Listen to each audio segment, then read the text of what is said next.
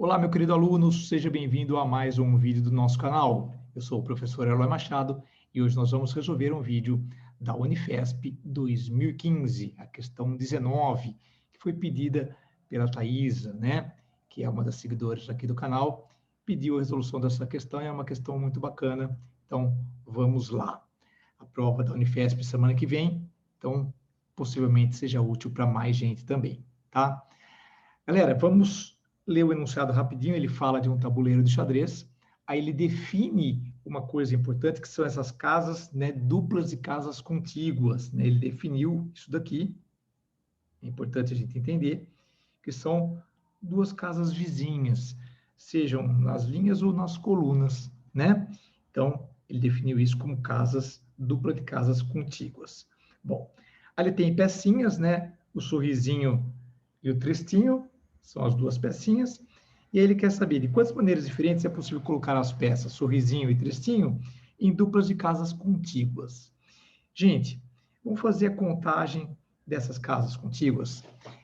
Esse tipo de contagem, que a gente tem uma peça dupla, né? Ela é muito comum, ela, assim, ela não é uma contagem tão cotidiana, ela não é difícil, desde que a gente saiba o que fazer, tá? Então, vamos aqui no rascunho. Por exemplo, se você vai sortear números de 1 a 10. Só um exemplo, tá? 1 a 9, vai, para ficar mais fácil, que não tem o 10 ali. Aí você vai sortear, e fala assim, qual a probabilidade de saírem dois números consecutivos? Você tem uma possibilidade aqui, aí você tem outra possibilidade aqui, você tem outra possibilidade aqui. Veja, como se fosse fazendo argolinhas. Sendo que a última possibilidade terminaria no 9, né? Seria começada no 8. Então, começa no 1, depois tem uma que começa no 2, tem uma que começa no 3. E aí, a última começaria no 8, porque se a gente fosse fazer duplas das consecutivas. E nós vamos usar a mesma técnica. Nossa, aqui tá voando. A mesma técnica para fazer a contagem das casas contíguas, tá? Então, veja só. Vamos pegar primeiro as linhas. Porque as colunas são análogas, né? O que a gente fizer para as linhas vale para as colunas, tá? Então, vamos lá, ó. Vamos desenhar aqui. Então, vamos dividir em 8 partes, tá? Aí vamos pintar as casinhas escuras. Então, isso aqui seria uma linha, tá bom? Aí você vai ter a primeira dupla de casas contíguas, vai ter a segunda, vai ter a terceira. Você já sacou, né? A última vai começar na casinha 7. Porque vai ter uma que começa na casinha 1, uma que começa na casinha 2, uma que começa na casinha 3. Só que não tem nenhuma que começa na casinha 8, porque não existe uma casinha 9, tá? Então você vai ter 7 casinhas, né? 7 duplas de casas contíguas por linha, tá? Então, em cada linha,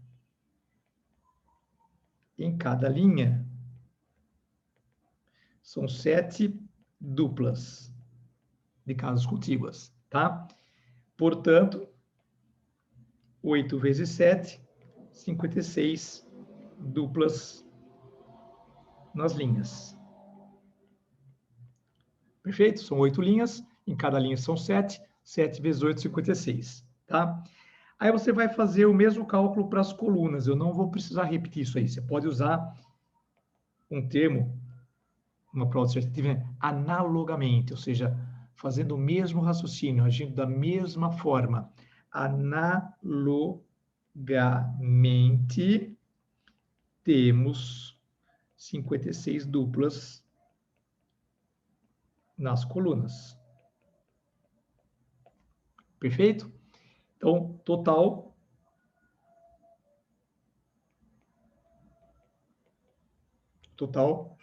56 mais 56, 112 duplas de casas contíguas. Falar, então é esse o resultado? Então, não podemos esquecer o seguinte, aí você definiu que tem 112 posições possíveis, né? Duplas de casas contíguas. Uma vez que você tenha uma dupla específica, qualquer uma delas, seja linha a linha ou seja na linha, seja na coluna, tanto faz, você pode permutar as duas carinhas, né? Porque você tem duas pecinhas.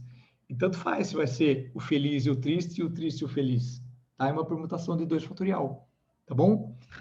Muita coisa que daria para você fazer contagem sem precisar usar a parte técnica. Mas vamos supor que a gente tivesse um estilo desse problema que seja aumentado. Em vez de linhas com 8 casinhas, fosse com 1000 casinhas. Que em vez de ser apenas 2 pecinhas, né? Fosse 5 pecinhas, sabe?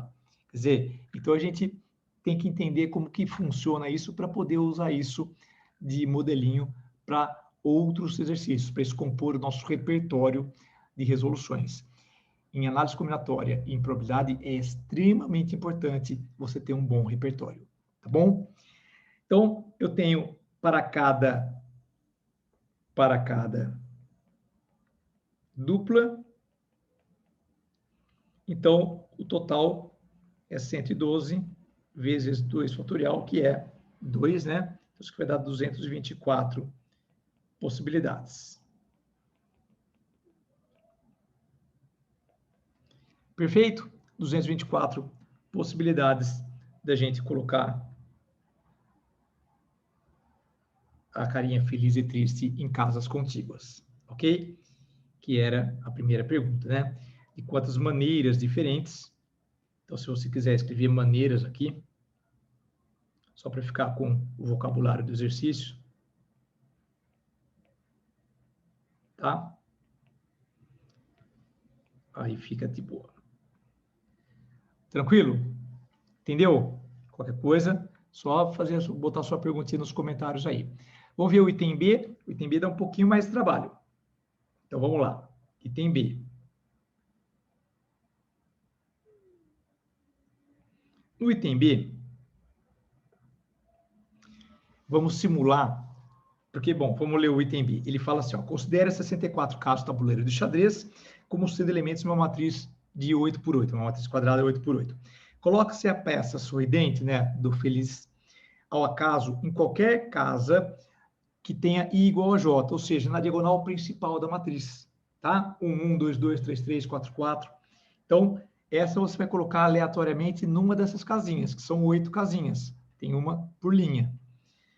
Em seguida, a peça tristinha vai ser colocada também ao acaso em qualquer casa que esteja desocupada, ou seja, nas 63 casas desocupadas, aleatoriamente em uma das 63 casas ocupadas. Na situação descrita, calcule a probabilidade de que as peças tenham sido colocadas em duplas contíguas, tá? Então, veja só, o que vai rolar aqui, turma? Nós temos os tabuleiros, né? O tabuleiro, e nós vamos ter uma pequena diferença de procedimento para as casas que estão lá nas quinas. Então, ó. Por quê? Veja só. Se a peça vier ou para essa casinha ou para essa, então são duas possibilidades, eu só tenho duas posições contíguas. Ou essa, tá? Para poder fazer duplinhas contíguas. Se por um acaso a minha pecinha vier numa das 8 não, 6, né? Porque 8 total, tira as duas das pontas. Numa das 6 centrais, aí você já passa a ter 4 possibilidades. Veja, ó, 1, 2, 3 e 4, de fazer contígua com essa aqui. Então, como é que fica isso? Vamos lá. Gente, primeira coisa, probabilidade de pôr a primeira peça, tá? Eu tenho que separar em 2 casos. Por quê? Porque eu tenho comportamentos diferentes para quando você coloca nas pontas ou coloca nas casas centrais. Então, vamos separar, tá? 2 vezes, né? Acontece de 2 maneiras distintas, tá? Você colocar nas pontas. As pontas, nem preciso fazer isso, na verdade, gente. Vamos fazer o seguinte: vou pôr a primeira casinha. Então, só que eu quero colocar nas pontas. Eu decidi que eu quero colocar nas pontas. Então, 2 casinhos favoráveis em 8 possíveis. porque a primeira, necessariamente, eu vou pôr numa das 8 casinhas da diagonal principal, tá? Então, primeira pecinha eu quero pôr nas quinas, nas pontinhas. Então, são duas possibilidades, em cima e embaixo. O 188, tá? A segunda pecinha, ela tem 63 possibilidades de ser alocada. Só que você tem, para cada vez que você colocou, que nem nós vimos aqui, ó, só tem 2 casinhas favoráveis. Ou fazendo contígua aqui, ou fazendo contígua aqui. Então, aqui você vai ter apenas 2, tá? Se não for isso, e aí é um ou, né? Porque ou eu coloco nas pontas, ou eu coloco nos meios. Se não for isso, eu tenho 6 possibilidades para alocar nas 8 casinhas, tá? Porque, que nem a gente viu, já são 8 possibilidades ali, e eu vou colocar, não vou colocar nas pontas. E aí, uma vez que você colocou aqui, você tem, para cada uma delas, 4 casas favoráveis, tá? 4 casas favoráveis. Ó, 1, 2, 3 e 4. Fazendo contigo aqui, 1, 2, 3, 4, tá? E aí você tem essa soma para fazer. Gente, para somar fração e você não ter trabalho, o ideal é que você tenha os mesmos denominadores, e nós temos. Mas eles são números grandes e a gente está com uma vontade louca de simplificar. Vamos simplificar? Vamos. Mas a minha sugestão é que você faça isso de uma maneira coordenada para fazer a mesma coisa dos dois, para você não ter que depois tirar o mínimo. Então, por exemplo, ó, aqui eu vou dividir por 2. Legal. Então, aqui também eu vou fazer isso. Perceba que continua com o mesmo denominador, ó, 4, 4, 63, 63. Tem mais alguma coisa que eu posso fazer? Tem sim, porque o 4 é par e o 2 é par. Então, aqui foi para 2. Então, aqui, ó, eu vou fazer isso. Professor, mas você não podia ter eliminado o 4 com o 4, ficava 1 e 1? Eu poderia, mas aí eu ia ficar com frações de denominador diferentes. Então, eu penso que facilito, mas na verdade complica, porque vou ter que tirar o mínimo. Então, não, fazer as mesmas continhas, tá? Com isso, o que nós vamos ter aqui, ó? Vamos lá. Em cima, 1 vezes 1, 1. 3 vezes 2, opa, 6. Embaixo, 2 vezes 63, 126. Então, isso que vai dar 726, ok? Então, o item B, 726, tá? Então, essa é a resolução da questão, que nem eu falei, uma questão bem bacaninha. Não é uma questão simples, tem muita interpretação de texto envolvido, tem muita interpretação de o que ele está dizendo, sabe? Para a gente entender com perfeição qual é o enunciado, assim, onde ele está nos levando, tá certo? Mas é uma questão bem bacaninha. E é uma questão que não judia, não é aquelas questões enormes que você passa horas fazendo, né? Se descabela e tudo mais, tá bom? Então é isso aí, gente. Se você gostou, deixa o seu like, ajuda a divulgar o nosso canal, tá certo? Compartilha com o seu amiguinho, né? Isso é sempre muito importante, tá bom? E não está inscrito? Inscreva-se, ativa o sininho, fique por dentro dos nossos vídeos, das nossas divulgações, tá legal? Um grande abraço, gente, fiquem com Deus, até o próximo vídeo. Fui!